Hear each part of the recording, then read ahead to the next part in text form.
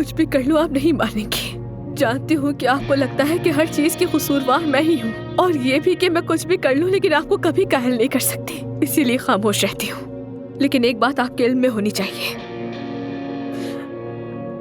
मैं अदनान से वाकई मोहब्बत करती हूँ। दुनिया की हर चीज से ज्यादा चाहा है उसे। मोहब्बत की बात करने की तो हिम्मत भी मत करना तुम हरगिज़।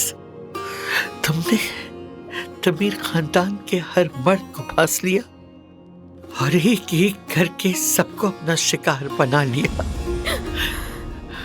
तो वो नहुसा तो जिसने मेरे घर को, तुम वो आग हो जिसने मेरी जन्नत को जहन्नुम में बदल दी। मैं तुम्हारी मिन्नत कर, खुदा के लिए चली जाओ, तुम्हें जो चाहिए दे दूंगी, मगर यहाँ से चली जाओ।